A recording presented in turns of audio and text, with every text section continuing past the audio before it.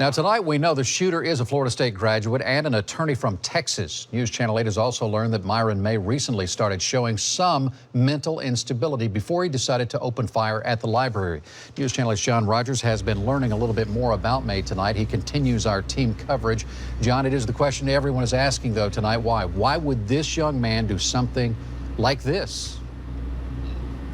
That is the big question, Keith, and that's the question that police are still investigating to find out, because he had an exemplary record. Officials and friends tell me that he actually graduated near the top of his class here at Florida State, but he battled his inner demons, and inexplicably, it led to this.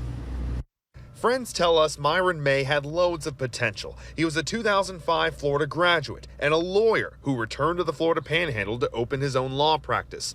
For the past 3 weeks, he's been staying with his longtime friend, David Taunton. He was a good guy. He was a really good guy. Taunton says May was a dedicated worker and even volunteered with foster children. But he battled inner demons. In his mind, there was a lot going on. After the shooting, Tallahassee police recovered documents that showed he was paranoid and he felt he was being tracked by the government. News Channel 8 has also learned that May recently mailed mysterious packages to 8 friends.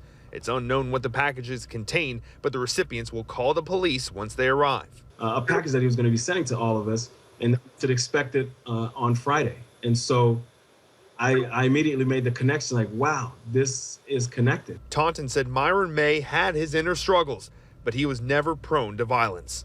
I would say, in all the people I've ever met, I would think that Myron May would be one of the very least likely to do any physical harm to anybody. Something very odd to note here. A few weeks ago, Myron May went camping with some friends and they went out with some guns and did some target practice, but Myron declined to participate. He apparently had no desire to take part in firing any of these weapons, so no one could have anticipated that he'd do this today, Keith. Well, you've got that connection that here this shooter is a former student at Florida State University. John, I know you went to FSU, Gail went to FSU, and you had a chance to talk to others there. What's the mood on campus to think that here's a guy that should be one of us coming back to this university? Keith, is utter shock. I spent many late nights here at this library when I was a student. I lived up the hill here over at Bryan Hall. This is such a close-knit community, and to know that one of our own would come to this home and try to kill other Seminoles, it's utterly horrifying, Keith. Yeah, you just can't explain it. It's hard to understand. So many questions left. Thank you, John Rogers, reporting live in Tallahassee tonight.